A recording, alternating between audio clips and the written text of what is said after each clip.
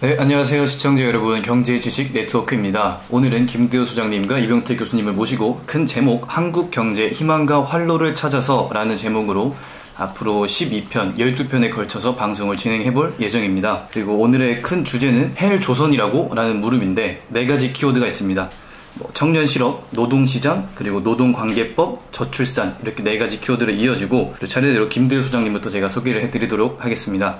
안녕하세요 소장님. 예, 안녕하세요. 저는 사회디자인연구소 김대호 소장이고요. 오늘 제가 안 팔리는 책을 갖다가 한 10몇 권을 썼는데, 네. 이와 관련해서는 제가 2012년에 결혼 불능 세대, 이른바 청년들을 갖다가 3포 세대니 5포 세대니 이제 했던 그런 어떤 얘기들이, 네. 조어들이 있던 시절에 그때 결혼 불능 세대라고 하는 책을 쓴 적이 있습니다. 결혼 불능 세대, 저도 꼭 한번 읽어봐야겠습니다. 최근에는 7공화국이 온다라는 책도 집필을 하셨습니다. 아유, 감사합니다. 소개시켜. 네, 그러면은 우리 또 이병태 교수님, 최근에 바로 저번 주에 북 콘서트를 가졌었는데 제목이 재벌이 대체 무슨 죄를 지었나 라는 책 제목이잖아요. 네. 어떤 책인지 잠깐 소개 한번 부탁드릴까요?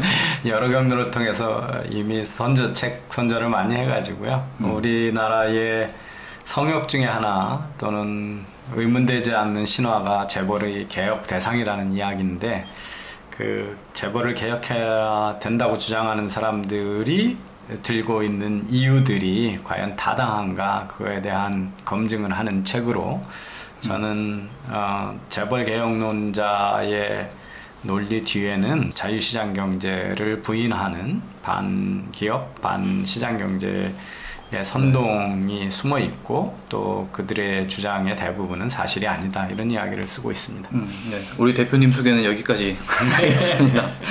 네, 그래서 저는 이제 앞으로 원래 여러분들이랑 라이브로 댓글 소통을 채팅창에서 소통을 하려고 했었는데, 방송상의 문제로 오늘은 녹화 방송으로 진행을 하고, 다음부터는 라이브 채팅 소통을 통해서 제가 함께 도와드리겠습니다. 근데 오늘은 녹화니까 여러분들이 댓글로 의견을 많이 남겨주셔야 될 것 같아요. 그래서 좋은 양질의 댓글 많이 부탁드립니다. 앞으로 1, 2회 사회를 맡아서 진행하게 될 이명재라고 합니다. 박수 한번 쳐야 되나요? 네, 박수 한번 첫 화니까 박수 한번 쳐야 되겠습니다. 네. 그러면 우리 김대호 소장님과 이병태 교수님 모두 반갑고, 한국경제 희망과 활로를 찾아서 1회 시작해 보도록 하겠습니다. 제목 관련해가지고 헬조선이라고 약간의 이제 좀 도전적 질문 있지 않습니까? 네.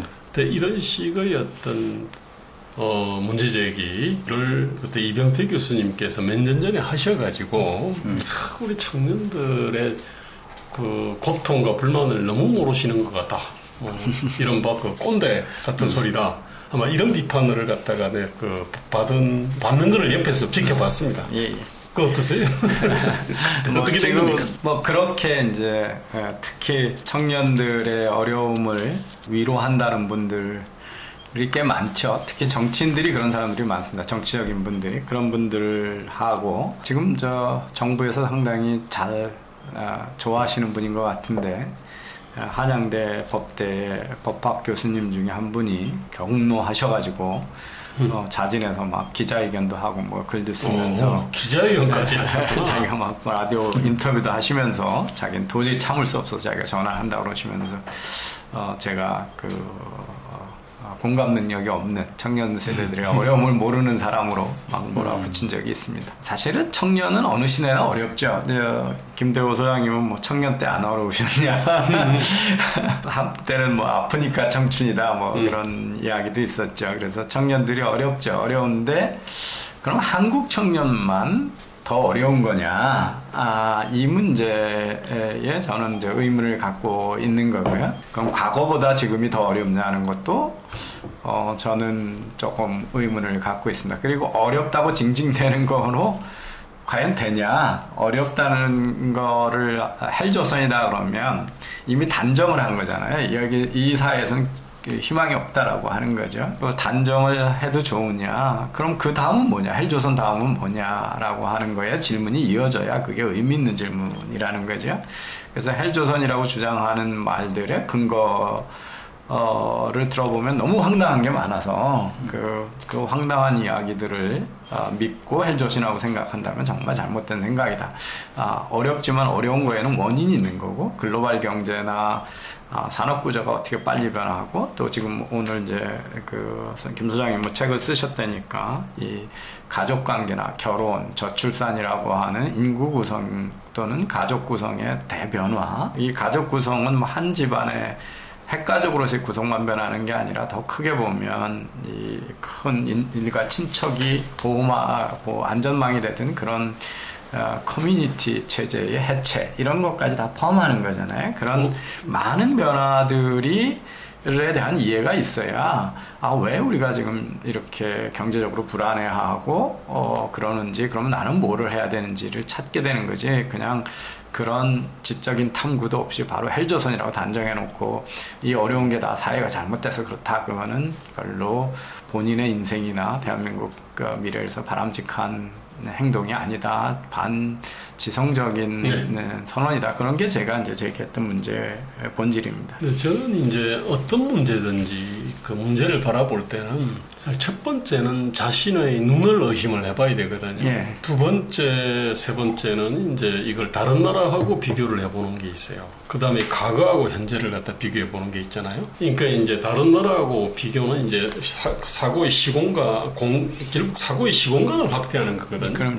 예. 과거하고 비교하고 그다음 다른 나라하고 비교하고. 그런데 많은 사람들이 이제 놓치는 게 뭐냐면은 자신의 눈에 대한 의심인데 자신의 포지션이 예컨대 아주 능력 있는 사람이냐 아니면 중간 정도 능력이 있는 사람이냐 아주 능력이 없는 사람이냐 사실은 이제 굉장히 중요하거든요. 또 여성이냐 남성이냐 뭐 이런 것도 있습니다. 저는 과거하고 비교해 보면은 이른바 이제 능력이 있는 어떤 청년 입장에서는 아무리 그래도 이분 글로벌하게 기회를 갖다가 가지지 않습니까? 그죠? 능력 있는 사람들은 사실은 미국이라든지 영국이라든지 일본에 얼마든지 스카우트 돼서 사실은 갑니다.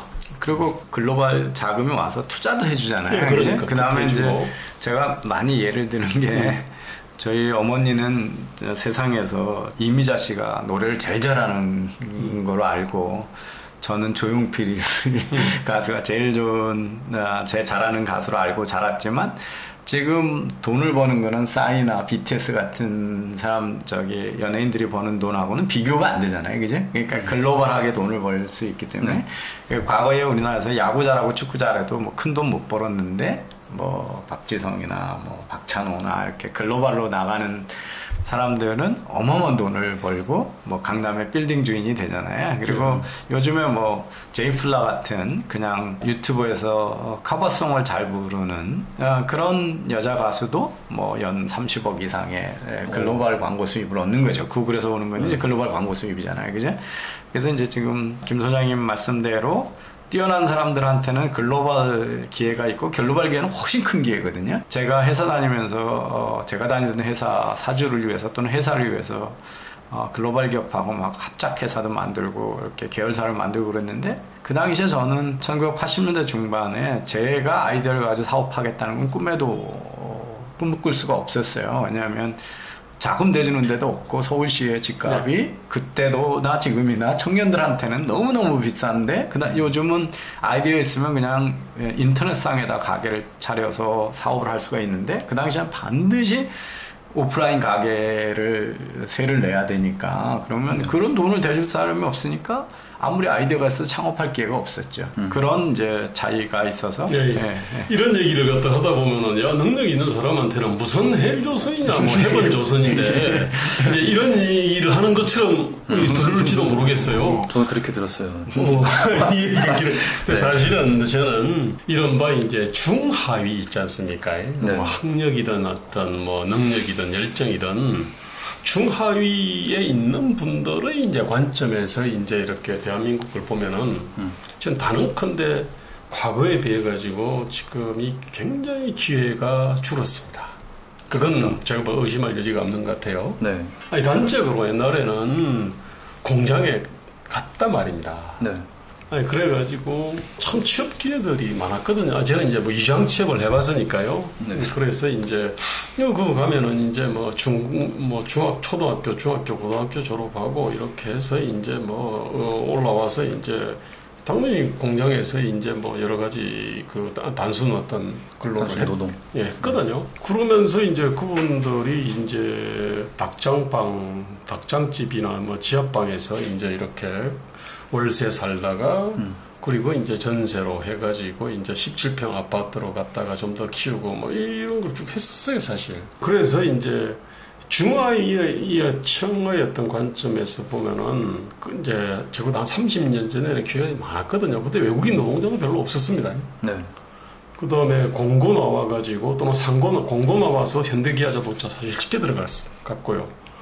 그 다음에 그 상고에서 공부 잘하면은 여상이나 네. 뭐 은행에 쉽게 들어갔거든요. 어쨌든 간에 그때는 기회들이 많았습니다 사실. 네. 근데 이제 그 과거에 비하면 기회가 굉장히 줄었거든요. 자, 이제 우리는 이제 아주 잘난 어떤 청년들의 관점에서도 봐야 되지만, 그렇게 뛰어나지 못한 어떤 그 청년들의 관점에서도 대한민국을 봐야 될 거 아닙니까? 그죠? 그러니까 제가 얘기하는 거는 이제 바로 요겁니다. 결국은 어떤 포지션과 어떤 관점에서 이 문제를 바라보냐, 이런 거고, 지금은 이제 우리가 집중적으로 논의를 해야 될 거는 잘난 청년이 아니라 좀 못난 청년 내지는 이제 능력이든 열정이든 학력이든 그렇게 아주 그 톱 클래스에 들지 않은 예컨대 뭐 상위 한 50%쯤 되는 사람들을 놓고 이분들이 그 어떻게 하면은 좀 더 많은 기회를 가지고 좀 더 행복하게 살 수 있을까 이것이 집중적으로 다뤄야 될 부분이 아닐까 저는 이렇게 생각을 해요.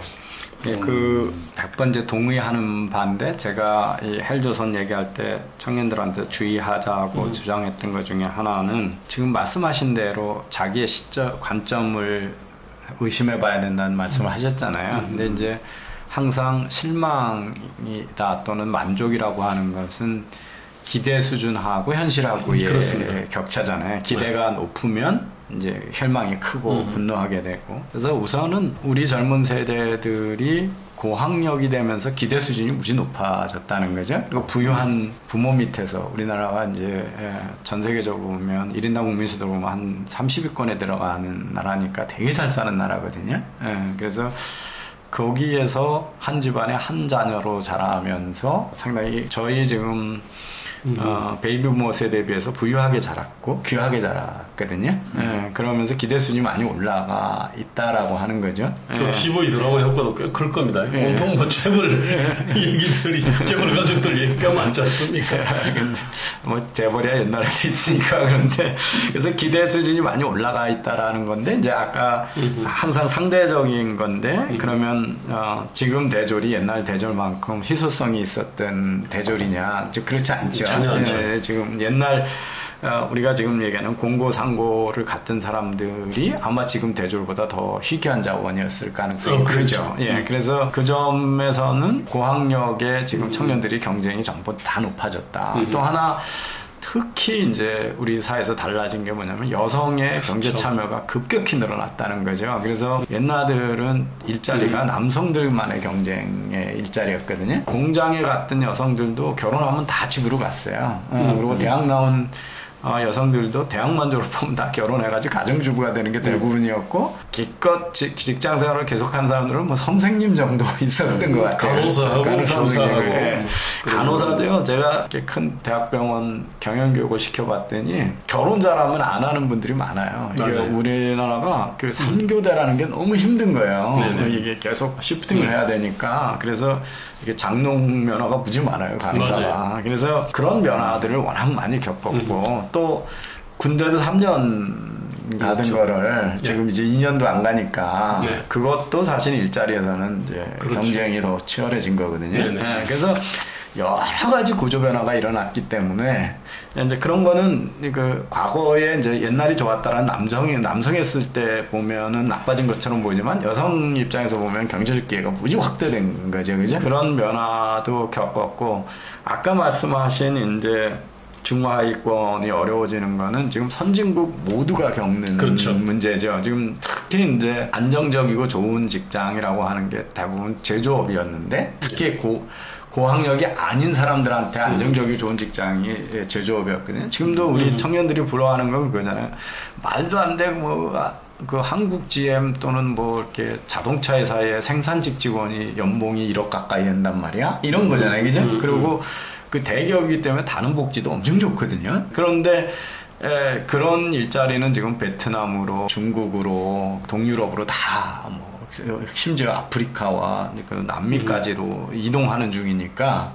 그래서 미국에서도 그렇고 영국에서도 그렇고 그 소위 러스트벨트 그 제조업이 떠나간 빈터에 있는 대학을 안 나온 남성들이 분노하고 좌절하고 미국이 얼마나 심각한 사회냐면 미국이 평균 수명이 줄어드는 사회로 바뀌었거든요. 오, 어떻게 그래요? 그러니까 선진국이 다 평균 수명이 나는데 미국이 평균 수명이 줄어들어요. 그게 뭐냐면 대학을 못 나온 백인 남성들이 오피드라고 그래가지고 진통제 중독 있죠.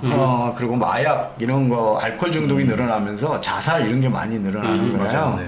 그래가지고 미국이 지금 평균 수명이 줄어드는 사회로 돼 있어요. 그게 다 이제 경제적 좌절 때문에 된 거고. 저 헬 아메리카야. 그죠. 그들이 분노해서 그들의 분노를 정확하게 찍어서 공격했던 사람이 트럼프 대통령인 거죠. 그래서 야 니네 일자리 없어진 게 중국이 다 뺏어간 거고 저 멕시코에서 오는 불법 이민이 다 작업하는 거야. 그러니까 중국 때리고 멕시코 사이에다가 큰 장벽 세우면 니네 일자리 돌아올 거야. 그러고 된 거거든요. 그래서 그 얘기는 뭐냐면 글로벌 경제 변화에서 이것들이 선진국들은 제조업은 계속 개도국한테 뺏기는 직업이 있면서 여기서 이제 오는 좌절감이 지금 많이 나타나고 있다는 거죠. 예, 그러니까 이제 이른바 이제 상위 10% 내지 20%의 어떤 좀 빼어난 청년들의 입장에서는, 그러니까 남성의 입장에서는 이제 여성의 어떤 그 진출이라고 하는 게 이제 굉장히 어떤 기회가 참 많이 줄었다라고 하는 느낌. 을 갖다가 이제 주는 것 같고요. 그리고 이제 중하위 같은 경우는 아까 이제 트럼프에 항의했던 어떤 백인 남성들처럼 중국 효과라든지 뭐 제조업 어떤 축소 효과라든지 이러저런 것들은 더 있을 거고요. 저는 뭐 특별히 어떤 우리는 뭐 상위 1, 20%든 아니면은 뭐 중하위 청년들이든 간에 뭐 TV 드라마라든지 이런 것들로 인해서 기대 수준 자체가 우리 생산력 수준이나 바뀐 시장 환경에 비해서 굉장히 어떤 높게 올라가 있는 것도 제가 볼 때는 중요한 어떤 원인 중에 하나인 것 같아요. 아까 이제 눈을 의심한다는 거, 즉 사고의 시공간의 확대에 대해서는 뭐 다 동의를 하는데 많은 사람들이 이제 자기 눈에 대한 어떤 의심들을 갖다 하는데 그 눈에 대한 의심이라고 하는 거는 자기의 주관적 기대 수준에 대한 의심도 필요하고 그 다음에 자기의 어떤 포지션, 자기가 어느 정도 포지션인지 그 부분에 대한 좀 성찰, 이것들이 이제 필요하다는 얘기거든요. 저는 일단은 문제 자체를 어떻게 이제 진단할 때는 일단은 대상에 대한 어떤 이 의심과 대상에 대한 천착과 더불어 가지고 그걸 바라보는 눈에 대한 의심이 두 가지가 동시에 필요하지 않습니까? 그래서 이제 눈에 대한 어떤 눈 자체를 좀 객관화시켜 보자. 라고 해서 이제 우리가 좀 얘기를 갖다 좀 진행을 갖다가 한 것 같고요. 어느 정도 좀 이렇게 정리는 된 것 같아요. 근데 이제 바로 이제 진짜 이 문제의 어떤 이 대상, 요 구조에 대한 구체적인 사항. 이제 좀 천착들이 좀 필요하지 않을까 싶어요. 왜 헬조선이라는 주제 큰 제목하고 질문으로 시작해봤는데 교수님하고 소장님 모두 비판적인 시각 그리고 침착하고 약간의 확실성을 가지고서 말씀을 해주셨는데 청년들 저도 청년이겠지만 청년들이 가장 헬조선이라고 말하고 힘들다고 하는 이유 중에 하나가 두 분 다 청년 그 시절을 겪어봤기 때문에 아실 거라고 생각하지만 불확실성이 커서 그런 것 같아요. 내가 앞으로 뭐가 될지도 모르고 지금 하고 있는 일이 쭉 잘 될지도 모르고 그러다 보니까 조금 있는 집안 아니면 공부 열심히 시켜줄 수 있는 그런 돈 있는 집안들은 이제 수저론 이런 게 또 등장하잖아요. 금수저, 은수저, 동수저, 흑수저 이런 식으로.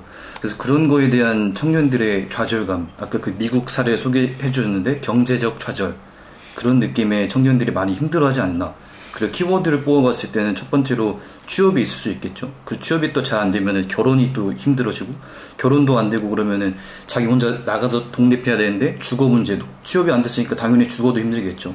그러다 보면은 내가 앞으로 10년, 20년 일하면서 살았을 때 노후 문제 이런 것도 계속 걱정을 하다 보니까 꼬리에 꼬리를 물어서 청년들이 헬조선이다 이런 얘기를 하는 것 같아요. 근데 선생님들, 그러니까 교수님하고 소장님만큼 침착하기는 또 쉽지 않고 문제를 확실하게 바라볼 수는 있겠지만, 왜냐면 미래가 불확실하니까.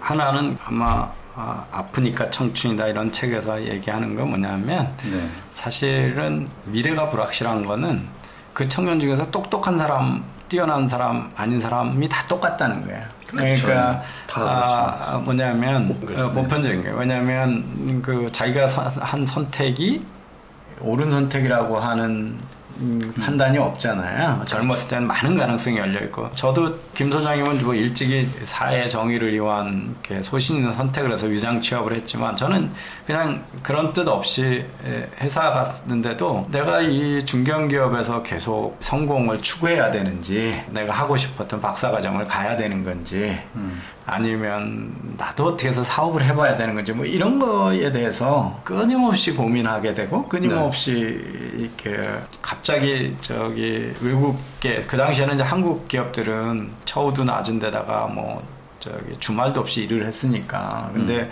외국계 기업에 취업한 친구들은 주 5일 근무하고 월급도 훨씬 많이 받고 해외도 많이 나가고, 그러니까 외국계 회사로 옮겨봐야 되나 뭐 이런 거죠. 그래서 저도 20대 때 그 신도리코너 회사 다니면서도 뭐 스탠다드 차터드 뱅크도 인터뷰 해보고, 네. 일본계 회사도 스카우트 제의도 받아보고 막 그랬거든요. 그럴 때도 끊임없이 우리는 고민하죠. 젊은 네. 시절에는 어느 것도 확실한 게 없으니까. 그렇죠. 그래서 그거는 아프니까 청춘이다 그 얘기의 중심 테마는 맞는 것 같아요. 왜냐하면 청년이라고 하는 거는 자기가 한 선택이 궁극적으로 어떤 그 자기한테 얼마나 만족을 주고 자기가 보람을 느낄 직업인지 사회적 그 성공을 가져올 건지 아무도 예상할 수 없거든요. 그래서 그걸 때문에 우리나라 헬조선이라고 그럴 수는 없는 거죠, 그죠? 그건 보편적이니까. 저는 아까 이제 원래 청년 문제는 어디든지 보면 일자리 문제나 그다음에 주거, 주택 문제, 네. 그다음에 어떤 결혼, 출산, 육아, 네. 이제 이 문제들은 아주 보편적이지 않습니까, 그죠? 맞습니다. 근데 이제 우리는 좀 특별하게 한국에만 이제 있는 좀 특수한 문제들이 있는 것 같아요. 근데 대표적으로 병력이라는 게 있지 않습니까, 그죠? 병역, 네. 네. 그 다음에 이제 좋은 일자리하고 이른바 네, 이중구조. 엄청난 그 이중구조도 굉장히 네. 심한 편인데, 아니 딴 데도 있긴 있는데 우리가 좀 심하고, 아까 제가 수저론을 말씀하셨거든요. 수저론이 결국은 이 가족의 어떤 능력에 의해 가지고, 부모의 능력에 의해 가지고 출발선이 너무 다르다, 사실 이제 그런 얘기지 않습니까? 네. 근데 이것도 어느 정도 보편성이 있는데 한국이 꽤 심한 편이죠. 그래서 이 특수한 문제를 한번 좀 먼저 좀 다뤄보고, 약간 이제 아까 일자리 문제나 네. 그 뭐 주거 문제, 뭐 결혼 출산 육아 문제를 좀 다뤘으면 좋겠는데, 아까 이제 수저론 말입니다. 이게 저는 다른 나라에서도 뭐 비슷한 어떤 용어가 있는지 잘 모르겠어요. 근데 분명한 거는 한국은 이 부모, 그러니까 딴 데는 보통 성년식이 있거든요, 대부분이. 네. 한국은 사실은 이제 성년식이 없죠. 원래는 관혼상제라 그래가지고 한국도 성년식이 있었거든요. 네. 그런데 이제 우리는 언제부터인지 모르겠습니다만 성년식이 없어요. 그러니까 뭐냐면 스스로 이제 어떤 이 책임을 갖다가 이제 지는, 독립하겠다는. 예, 뭐 민법상으로는 뭐 18살 있고 뭐 19살, 20살 뭐 이게 있지 않습니까? 네네. 근데 우리는 이제 사실은 이 독립과 관련해가지고는, 경제적 독립과 관련해가지고는 우리가 뭐 그런 개념이 없거든요. 그러니까 네. 예컨대 좀 유럽도 다 좀 다르긴 한데, 이제 북유럽 같은 경우는 고등학교를 졸업을 하면은 거의 어떤 독립을 해야 된다라고 하는 어떤 컨센서스가 있는 것 같아요. 그래서 고등학교 그 졸업 기념식을 굉장히 성대하게 시끄럽게 하죠. 돈 좀 많이 쓰지 않습니까? 그리고 나서 이제 집을 갖다가 떠나고, 그러고 나서 이제 짝 만나서 같이 동거하고, 그 다음에 뭐 론을 갖다가 또 이렇게 쉽게 뭐 좀 되는 것 같아 보니까. 근데 그러면서 어쨌든 간에 독립을 해 나가는데 한국 같은 경우는 상당히 어떤 부모 품에 오래 있죠. 네. 그거는 뭐 오래된 어떤 우리 전통이고 문화이기 때문에 네. 뭐 좋다 나쁘다 할 수는 없어요. 근데 분명한 거는 북유럽 같은 경우는 고등학교 졸업과 동시에 이제 그 대학을 하여튼 뭐 대학을 가든 직장 생활을 하든 간에 부모로부터의 어떤 지원을 거의 안 받는 것이 뭐 불문율 내지 문화처럼 그렇게 돼 있는 것 같아요. 맞아요. 네. 그러니까 이제 출발선 자체가 비슷해지는 거지 않습니까 이게 그쪽은. 네. 근데 우리 같은 경우는 이제 부모의 문능력 차이는 원래 어디나 다 있지 않습니까? 있죠. 그런데 이제 그 부모의 어떤 품 안에 이제 서 많은 거를 갖다가 이제 이렇게 좀 여러 가지 준비들을 하다 보니까 출발선 자체가 부모의 어떤 그 부모 간의 어떤 가족의 격차가 네. 이 자녀한테 그 상당 부분 네. 이게 대물림이라기보다는 전사되는 것 같아요. 전 이 관련해가지고 그 미국에서 오랫동안 생활해 보셨지 않습니까? 어떻습니까? 미국하고 한국하고 비교하면? 독립적으로 경제교육을 일찍 시키고 독립적으로 하고 우선은 미국이란 사회는 부모가 애들한테 뭐를 하라고 강요하는 거를 강요하는 경우가 거의 없는 사회잖아요. 그래서 우리 애들이 공립학교 퍼블릭 스쿨을 다녔는데 좀 이렇게 학군이 좋은데 다니게 되잖아요. 시카고에서. 그래서 퍼블릭 스쿨임에도 불구하고 주말 영재반이 있어요. 그래서 선생님이 그냥 뽑아요. 그래서 수학 잘하고 리딩 잘하는 애들은 주말에 따로 뽑아서 선행학습도 시키고 걔네는 다른 학습을 시켜요. 영재교육이라는 걸 하죠. 아마 우리나라에서 그렇게 영재반이 있다 그러면 또 학원 같은 데 가서 거기 들어가는 거 준비하느라고 많이 했겠죠. 그죠? 근데 제 이웃에 있는 꼬마가 제 딸내미 친구가 똑같이 그 수학 영재반에 들어갔는데 얘가 두세 번 가보고 자기 싫다고 그러는 거야 거기에. 그래서 안 간다고 그래요. 그러니까 부모가 네 딸하고 우리 아들이 같은 탤런티드 그 수학 클래스에 들어갔는데 우리 아들은 거기 재미없다고 안 간다고 그러더라. 그래서 안 간다, 네 혼자 데리고 가라 뭐 이러는 거예요. 그러니까 그렇게 우리는 그래서 막 난리 났을 거예요. 영재반에 거기를 들어갔는데 안 간다고 그러는 애가 있으면 아마 부모가 난리가 났을 거니까 그렇게 강요하지 않는 사회고 자기 인생 자기가 책임진다는 거 어릴 때부터 수용하는 사회라는 데서는 좀 문화적 차이는 있는데 우리가 알고 있던 유럽의 고등학교 졸업하면 독립하고 이런 그거가 경제적 어려움이 커지면서 유럽도 다 무너지고 있는 거야. 그래가지고 미국도 그 30대 초반까지 소위 이제 캥거루족이라고 그러죠. 부모 집을 못 떠나가고 그런 세대가 그 비중이 막 30%가 넘어갈 정도로 커지고 있어요. 그게 이제 경제적 곤란이 오면 그 임대료가 감당이 안 되는 거죠. 잡이 없고 그렇게 되면서 그 다음에 이제 미국의 지금 큰 문제가 뭐냐면 학자금, 융자금에 대한 부채예요. 그게 어마어마해요. 그래서 이제 제가 복지제도 같은 거 디자인을 참 잘해야 되는 건데 미국이 레이건 대통령 때 이제서부터 시작해가지고 학자금 융자를 대폭 확대를 했거든요. 그러니까 학비가 얼마나 비싸도 학자금을 그만큼 융자를 해주니까 대학에 대한 수요가 안 줄잖아요. 그러니까 대학들이 부담 없이 수업료를 계속 올리는 거야. 대학은. 왜냐면 수요가 줄어야 비싸서 학생이 못 와야 수업료를 안 올릴 텐데. 그래서 이게 결국은 학자금 확대가 청년층들을 이제 부채, 그러니까 시작하기 전에 평균 3천만 원 정도의 부채를 지고 막 3만 불 정도의 부채를 주고 사회생활을 시작하게 만들고 이러거든요. 그런 문제도 이제 상당히 심각하고. 그리고 미국도 부모 똑같아요. 제가 박사과정 있을 때 미국 친구가 있었는데 그 박사과정 과정에 결혼을 했거든요. 이제 백인인데 지금 델라워에서 교수를 하고 있는데 우리가 이제 가정을 이루게 되면 제일 이제 집을 사야 되잖아요. 집을 빌리든지 그러려면 요새 이제 우리나라 주택 문제가 늘 논란인데 그 융자를 제대로 된 월급만 받으면 융자를 잘 해주는데 대신 그 소위 다운페이라고 해서 자기가 일정 부분 돈을 내야 되거든요. 그러니까 한 80%를 융자를 해주고 20%는 자기 돈으로 내야 이제 집을 살 수가 있어요. 근데 이제 결혼할 때 기프트로 부모님이 제 친구한테 보니까 2만 불을 주더라고요. 네. 그러니까 그 2만 불에서 5만 불을 네. 캐시로 주면서 그러니까 그걸 가지고 다운페이를 하고 집을 사더라고요. 그러니까 유복한 집안은 집을 쉽게 더 일찍 사는 거죠. 그러니까 그렇죠. 미국에 이제 그 흑인이나 인종별로 격차가 우리보다 훨씬 심하죠. 사실은 심하죠. 미국의 수저로는 우리보다 훨씬 더 심해요. 지금 빈부격차 얘기하는데 인종별로 그게 또 인종 문제하고 겹쳐져 있기 때문에 미국에서는 훨씬 심각해서 그 우리보다는 인디펜던트하게 하고 부모 밑에 사는 거를 싫어하고 그것도 독립하는 걸 당연시 여기지만 그런 사회마저도 지금은 청년들이 그런 선택을 많이 제한을 받는다. 우리가 이제 그 구체적인 사안으로 좀 들어가 봐야 될 것 같아요. 그래서 조금 정리를 해보자면 제가 아까 수저론을 말씀드렸는데 출발선은 당연히 다 다를 수 있습니다. 그렇죠. 근데 우리가 그 포커스 집중해야 되는 거는 이동성이잖아요, 사실.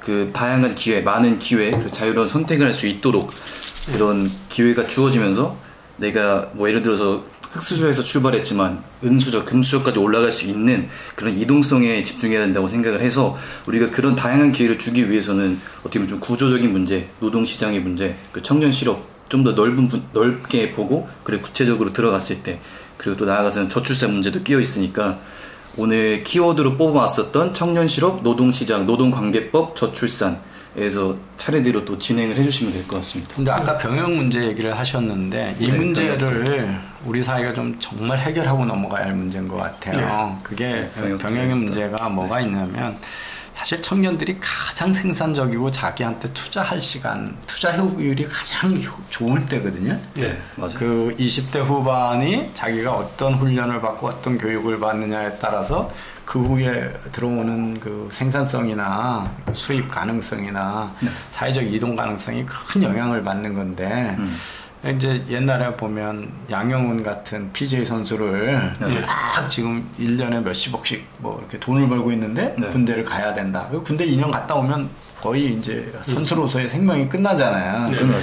그런 거는 국가적으로나 개인적으로 보면 어마어마한 희생이잖아요. 그죠? 그런데 우리 병역은 막 성역시대 있죠. 근데 이게 그런 양영훈 같은 뭐 박찬호 같은 이런 아주 뛰어난 몇몇 선수의 문제가 아니에요. 사실은 우리나라 기업들이 고졸을 뽑아서 대기업들이 거기다가 트레이닝을 시키고 투자를 못하는 이유 중에 하나가 병역 미필이면 중간에 군대 갔다 왔다 와가지고 이게 경력 단절이 일어나거든요. 그러니까 투자를 못해서 우리나라가 이제 다른 유럽 국가나 미국에 비해서 평생 노동 시간이 몇 년 짧아요. 그게 뭐냐면 중고등학교 때 아르바이트 안 하거든요. 대학 가기 위해서 다 하기 때문에. 그래서 그때도 안 하고 군대 때문에도 안 하고 남자에 관해서. 그러면서 우리가 전체적으로 부를 축적할 기간도 짧고 어떤 숙련된 기술이나 교육을 받을 중요한 그 교육도 50대 받는 거하고 20대 초반에 받는 건 전혀 다르거든요. 그러니까 효과가. 그래서 그런데 똑같은 의무 교육에다가 의무 병역을 더 많이 하는데도 그 이스라엘 이런 데서 보면 군대를 가기 때문에 창업을 잘한다 이렇게 얘기를 하거든요. 군대에서 최첨단 기술을 다 해보고 거기 남녀가 팀이 돼서 활동을 하면서 그런 직업 훈련 교육을 어마어마하게 하는 거예요. 군대에서. 근데 우리는 군대 가면 기본적으로 밖으로는 아주 신성한 병역 의무라고 그래놓고 뒤로는 다 썩는 거잖아요. 그죠? 붕대 가서 썩는다고 그러잖아요. 그러니까 이 문제가 적어도 남성들의 경력 단절과 교육 단절과 또 일찍 경제 생활을 하는데 하는 이 문제를 해결하지 않는 한 그러니까 우리는 상당히 위선적으로 살아야 돼요. 군대 가는 걸 되게 억울해하면서 겉으로는 헌법적으로는 신성한 국방의 의무 이렇게 얘기를 하거든요. 그래서 저는 이 문제는 정말 모병제로 바꿔서 제대로 월급을 주고 하면 여기가 일자리가 많이 되지 않냐. 그리고 사회도 더 이상 이걸 문제를 가지고 특권층만 병을 피한다 하지 말고 특권층들이 이 부분에 대해서 돈을 더 내고 능력 있는 사람들이 그리고 다른 청년들한테는 안정된 직업의 기반을 주는 쪽으로 해서 그러면 군대 안 갈 의사가 없는 쪽은 저기를 하게 되겠죠, 그죠? 일찍 경제 활동을 하겠죠. 근데 이제 그 군대 특히 장군들 제가 이 얘기를 하면 장군 출신 분들이 되게 반대를 많이 하세요. 북한하고 해가지고 아직은 때가 아니다 뭐 이렇게 얘기를 하거든요. 그러면서 그러면 누가 군대 오겠나 이런 얘기를 해요. 근데 지금 뭐 소방사나 뭐 이런 공무원으로 취급될 수 있는 데는 다 뭐 대졸들도 몰려드는 사회고 군인도 처우를 어떻게 주느냐에 따라 다르겠죠. 그렇게 위험한 직업도 아니잖아요 지금 군인이. 예, 그 다음에 아니 우리보다 훨씬 잘 사는 미국도 모병제로 하는데 왜 못하겠냐. 그래서 이 병역 문제를 청년 일자리 문제에서 획기적으로 개혁을 해야 조금은 숨통이 트지 않을까 그런 생각. 예. 그것도 여러 가지 정책을 디자인을 해볼 수 있을 것 같아요. 이를테면 뭐 소득 연계해서 뭐 병력세를 뭐 내릴 수도 있거든요. 그래서 이제 그게 이제 일정 수준이 이제 높아야 되는 거예요. 이게 그러니까 저소득이 아니라 고소득. 생산성이 높은 그런 사람들 같은 경우는 이제 고액의 어떤 그 병력세를 갖다가 내고 뭐 빠질 수도 있고 근데 그러면 윈윈할 수도 있어요. 근데 아까 얘기하다가 그 수저 얘기를 갖다 잠깐 했는데 저는 사실은 이것도 가족 간의 어떤 연대의 방식이라고 생각해요. 이게 맞습니다. 그래서 저는 뭐 이거 자체를 이건 뭐 빨리 독립시켜야 되는 것이 뭐 좋은 거고 뭐 그 가족이 오랫동안 근데 20대 뭐 중후반까지 품어주는 거는 나쁘다 이렇게 생각하지 않아요. 그것도 독특한 어떤 그 연대의 방식이니까. 단 이제 저는 보다 좀 부유한 부모를 만나지 못한 사람이라 하더라도 전 사회적으로 일정한 어떤 자산이나 일정한 어떤 그 기회들을 얻을 수 있도록 저는 여전히 뭐 학자금론 같은 것 제도들은 필요하다고 생각을 해요. 그 다음에 저는 아까 그 병력과 관련해서도요. 아까 뭐 약간 뭐 모병제 할 수도 있고 아니면은 뭐 병력에 따른 수당을 갖다가 좀 많이 줄 수도 있다고 보는데 그것들을 예컨대 제대할 때 말입니다. 한 2천만 원 정도를 갖다가 들고 나올 수 있게 제도를 짤 수도 있다고 보거든요. 그 계좌에다가 쌓아주면 되는 것 아닙니까? 다달이 예컨대 뭐 100만 원, 150만 원 주면은 그냥 다 써버릴 수도 있는 거니까. 그 다음에 뭐 그거를 갖다가 이제 대학에서도 쓸 수 있는 교육 쿠폰 형태로도 줄 수 있어요. 그 외에 뭐 주거와 관련해가지고도 좀 뭐 배려할 수 있다고 보거든요. 어쨌든 간에 저는요. 그 그러니까 수저 문제 있잖아요. 가족에 따른 출발선의 격차 문제가 상당히 어떤 세계 보편적이라 하더라도, 근데 한국 같은 경우는 출발선을 갖다가 조금 뭐 완전히 평등은 안 되겠지만은 좀 격차를 줄여줄 수 있는 여러 가지 어떤 제도나 정책의 장치들 있지 않습니까? 이런 것들은 좀 더 개발할 여지들은 많이 있다라고 생각을 해요.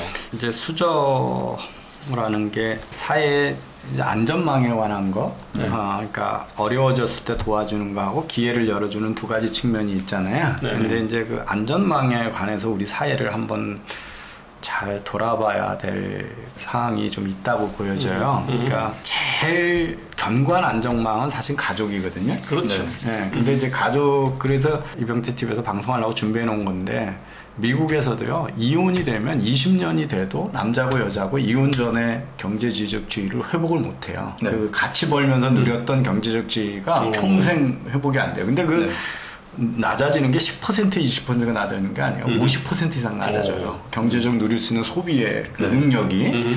그러니까 이 가정을 잘 지키고 여러 사람이 돈을 벌고 그럼 누가 하나 아파도 다 이렇게 커버가 되잖아요. 근데 이제 우리가 그 가족이 우리가 이 동양적으로 대가족 친인척까지도 저희 아버님이 종손이었는데 제가 어렸을 때는 정말 몇천인지 모르는 어린 친척들을 데려다가 우리 아버님이 밥을 키웠거든요. 그러니까 집안에 이제 막 홍수 때 떠내려가가지고 그 먼 우리 아저씨가 한 분이 뭐 돌아가시면 그 집 자식들을 친척들이 나눠서 키워주고 그러는 거예요. 이제 농촌에서 그런 가족이라는 게 있고 대가족이라는 게 있죠. 친인척이라고 하는 게 있고 그 다음에 이제 지역사회의 안전망이 있거든요. 근데 의외로 서양 사회가 이 재단이나 특히 종교 단체들이 이런 활동을 참 잘해요. 봉사 단체들이. 그래서 제가 미국에 그 작은 장학금을 받고 갔을 때 우리 애가 어렸는데 교회에서 어린애들을 이렇게 돌봐주거든요. 집사람과 같이 공부하니까. 그런데 6개월 된 제 딸내미한테 장학금을 준다는 게, 이게 뭐냐면 교회에 미국 신도들이 거둔 돈으로 교회 설비로 지역사회를 위해서 데이케어라고 해서 애들 유아원이죠. 네. 유치원을 운영하는데 그 소득이 작은 집이면 그걸 깎아주는 거예요. 그래서 이제 150불을 원래 내야 되는데 너는 50불만 내라 이런 거예요. 그래서 이게 서로 도와주는 거잖아요. 그래서 이런 기독교가 그런 거 되게 잘하거든요. 네. 근데 우리나라는 이런 말씀드리기 뭐였는데 교회가 돈 벌어가지고요. 네. 자기 교세 확장하는데 다 내부에서 다 소진해요. 대부분. 그렇죠. 뭐 선교원 만들고 뭐 기도원 만들고 버스 사가지고 멀리서 데려오고 뭐 이래가지고 지역사회 되돌리는 게 되게 적어요. 그 다음에 이제 국가가 해줘야 되는 게 있잖아요. 네. 근데 우리는 어느 사이에 가치관은 아주 혈통적이고 막 그런 것처럼 하면서 안전망을 전부 국가의 책임으로 떠돌리고 나머지 기능은 너무 없는 거예요. 지금. 근데 스페인 같은데 청년 실업률이 막 30% 이렇게 되거든요. 그런데 왜 그 사회가 안 무너지고 있는가를 보면 그게 그 가톨릭 국가들이 대가족 제도가 유지되면서 그 안전망이 작동되고 있는 거예요. 뭐 친척집에서 하는 그런 데 가가지고 네. 세금 안 내고 알바를 하고 있어요. 네. 그래가지고 실제 실업률은 그렇게 안 높은 거예요. 이탈리아도 그렇고, 그러니까 관광업소에 가서 일을 하고 그러거든요. 네. 근데 우리는 그래서 이제 뭐 이탈리아가 요번에 왜 스페인하고 코로나 바이러스가 많이 걸냐 그러면 이쪽이 할아버지까지 같이 사는 대가족이 무지 많아요.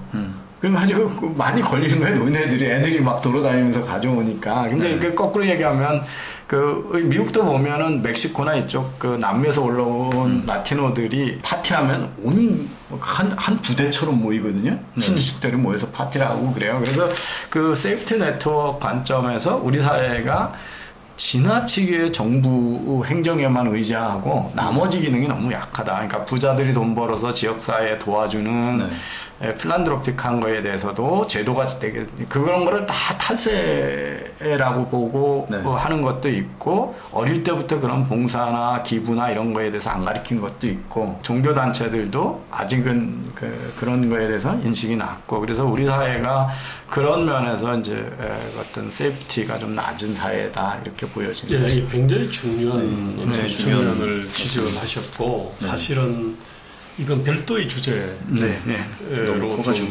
다룰 만한 부분이에요. 특히 이병태 교수님은 그 개인 책임이나 시장 원리를 극단적으로 강조를 하는 신자유주의 이런 마음처럼 이렇게 오해하시는 분들이 많이 있는데 진정한 어떤 사회 안전망이 어떻게 구축돼야 되는지에 대해서 굉장히 깊이 고민을 갖다가 하신 분이거든요. 오늘 그걸 갖다가 단적으로 조금 들었지 않습니까? 네. 그러니까 다음에 이병태 교수님께서는 별도로 이병태 교수님 생각하는 네. 그 사회의 어떤 연대 사회 안전망과 관련해가지고 강의를 한번 하시는 게 좋을 것 같아요. 근데 아까 수저계급론 얘기할 때 네. 우리 사회가 참 판단이 어려운 게 누구나 잠깐 우리 사회가 지금 어떤 사회인가 애들을 조심해서 봐야 되는데 이제 사회 이동성 얘기할 때 사회 이동성이 두 가지에서 늘 따져요. 그러니까 내 인생에서 청년에서 어떻게 사회적 지위가 발현해 가는가. 그러니까 나의 인생 안에서의 변화. 청년 때는 다 가난하잖아요. 그죠? 네. 그렇죠. 네, 그러면서 이제 사회가 내에서 그러니까 한 사람의 삶의 안에서. 네. 그래서 청년 때는 다 아주 금수저 몇 명 빼놓고는 다 가난하잖아요. 그죠? 그렇죠. 저도 극도로 가난했거든요. 결혼할 때 부모님 돈 거의 1원 한 번 지원받은 적이 없고 저희 집사람하고 저희 힘으로 해서 집 마련하고 아까 이제 김 소장님에 대해 집 마련하고 그래서 지금 뭐 한국에서 기준으로 보면 뭐 솔직히 얘기하면 상당히 유복한 까지 올라가는 네. 그런 이제 이동성이 있는 거고. 근데 청년 때 가난했는데 계속 가난하고 이게 큰 문제잖아요. 네. 그다음에 이제 그다음에 세대 간의 이동성. 네. 아버지가 가난했기 때문에 자식도 계속 가난하냐 이런 거 보는데 통계로만 보면 우리 사회가 왜냐하면 압축 성장을 했기 때문에 맞습니다. 지금 기성세대는 다 자기 아버지 세대보다는 잘 사는 거예요. 맞습니다. 그래서 통계적으로는 그것밖에 안 나오잖아요. 지금 청년은 자기 자식들이 어떻게 될지에 대해서 통계가 없잖아요. 모르죠. 그래서 우리 사회는 지금 어떻게 하냐면 통계로만 보면 다른 사회보다 세대 간의 이동성이 떨어지는 사회가 아니에요. 엄청 크죠. 높은 사회였어요. 그리고 그게 기성층하고 지금 청년층하고 인식의 네. 격차를 크게 만들어요. 왜냐면 우리는 어제보다 오늘이 좋았고 오늘보다 내일이 좋은 거를 보면서 자란 세대고 희망을 가는. 근데 지금 청년들은 내가 아버지만큼 살 수 있을까? 이거에 대해 회의가 오는 거고 그건 통계적으로 지금 안 나타나는 거죠. 그죠? 네. 그래서 여기서 흑수저론에서 인식의 격차가 크다는 건 저도 인정을 해요. 네. 그래서 이게 이제 근데 이게 이제 제가 얘기하는 게 헬조선이라고 생각하면 헬우주다. 그렇죠. 다른 나라도 지금 청년들은 지금 선진국에선 되게 희망이 없어가지고 발버둥 친다 이제 이런 얘기거든요. 그래서 저는 아까 학자금 얘기할 때 좋은 말씀하셨는데 우리 여기 바로 저 가까이 이제 서울역 있는데 가면은 거기 한국장학재단이 있어요. 거기가 그 1년에 금융회사로부터 정부가 돈을 빌려가지고 학자금 우대로 그 대학생들한테 학자금을 주는데 어마어마한 우대금리거든요. 네. 미국의 연방정부가 개런티한 학자금의 이자의 반도 안 돼요. 우리나라 이자가. 그러니까 어마어마한 돈을 학자금 융자를 주는데 저는 아까 흑수저를 피하려면 과감하게 저소득층한테는 그랜트를 줘야 된다는 거예요. 네, 예. 뽕돈을 주라는 거예요. 장학금을 주라는 거예요. 융자금을 주는 게 아니고. 왜냐하면 없는데 빚까지 잔뜩 지고 시작하니까 잘못하면 미국처럼 된다는 거지. 이제 그래서 선택적으로 줘야 되죠, 그죠? 네, 정말 어려운 집안한테 바우처나 그랜트로 많이 주고 학자금은 그렇게 많이 이걸 하게 하는 거는 그렇게 왜냐하면 그 청년들은 아직 그 재무 관리에 대한 능력도 없거든요. 없습니다. 네. 그러니까 바우처 같은 게 필요할 수도 있죠. 근데 아까 있잖아요. 그 통계가 하나가 있는 게 우리 사회에서 현재 본인 세대에 비해 다음 세대인 자녀 세대의 사회 경제적 지위가 높아질 가능성은 어느 정도로 생각하십니까? 이거 사회학 쪽에서 사실은 이런 설문 조사를 해요. 네. 보니까 1994년에는 이제 5.1%가 비교적 낮다 하고 또는 매우 낮다. 이렇게 답한 사람이 94년에는 5.1%였어요. 높아질 가능성이 하여튼 좀 없다라고 보는. 그렇지. 네. 근데 이게 99년에는 11.2%, 2003년에 19.8%, 2006년에 29.0%, 2009년에 30.8%, 2013년에 43.7%였거든요. 네. 이 조사 아마 계속 했을 거예요. 지금은 아마 50%, 60%는 우리 자식 세대가 내 자녀 세대가 네. 나보다는 아마 못 살 것 같다. 못 살 것 같다. 아마 이렇게 답을 할 것 같아요. 네. 이제 그러니까 사실은 이제 여기 이걸 배경으로 해가지고 이제 뭐 헬조선이니 수저론이니 이제 이런 것이 나오지 않습니까? 네. 근데 여기와 관련해가 이거를 갖다가 뭐 그냥 헬 우주니까 그냥 뭐 원래 보편적인 문제이기 때문에 그냥 이걸 받아들이자 이제 이렇게 할 수는 없는 거예요. 그렇죠. 근데 뭐 모든 문제는 항상 이제 세계적 보편성과 한국적 특수성의 어떤 관점에서 이제 봐야 되지 않습니까? 네. 그다음 과거하고 현재도 비교해보고 그 다음에 자신의 주관적인 어떤 요구 기대 있지 않습니까? 이것이 사실은 너무 이제 과도해도 사실은 생기는 문제니까 요 세 측면에서 이거를 좀 제대로 짚어봐야 되는데 이제 확실한 거는 우리가 이제 그 주관적인 요구 기대 수준이 과도하게 높다라고 하는 거 이거는 뭐 확실한 것 같아요. 네. 이 부분에 대한 어떤 이 조정이 필요하죠. 사회 교육들이 좀 필요하죠. 네. 그래서 제가 헬조선이 위험하다고 하는 게 우리가 이제 흔히 그냥 보통 하는 말로 경제는 심리다 이런 얘기 많이 하거든요. 그래서 그러니까 우리가 어떤 걸 기대하면 그 기대하는 게 실현될 수밖에 없다는 거예요. 왜냐하면 불경기가 올 거라고 기대를 하잖아요. 그러면 어떻게 하냐면 불경기가 오니까 소비를 줄이게 되겠죠. 그러면 실제 불경기가 실현이 되는 거잖아요. 그죠? 그래서 이게 rational expectation hypothesis거든요. 그래서 이제 그 기대한 게 구현이 된다라고 하는 것들이 이제 경제는 심리다 이렇게 얘기하는 건데 헬조선이라고 얘기를 하는 인식에 그 타당한 이유는 있는데 지나치게 따지지 않고 비관적으로 생각하면 그 비관적인 상황에 맞춰서 행동을 하다 보면 그런 사회가 빨리 더 온다는 거죠, 그죠? 지금 이런 우리 급격히 다음 세대는 더 어려워질 거다라는 게 다 너나 없이 헬조선이라고 그러고 흑수저라고 그러니까 당연히 내가 금수저 아니면 내 자식은 더 어렵게 살겠구나 이런 인식이 사회를 지배하게 되고 그러면 점점 이제 사회 갈등이 많아지고, 왜냐하면 사회가 잘못됐다 그러니까 분노를 표출하는 게 많고 요구하는 게 많고 국가 해주길 만하길 기대하잖아요. 그런데 사실은 우리가 이렇게 미래에 대해서 정확히 예측 능력이 없거든요. 네. 없어요. 없는데 이제 어쨌든 우리 사회가 이렇게 인식하고 있다는 건 상당히 불행한 일이죠.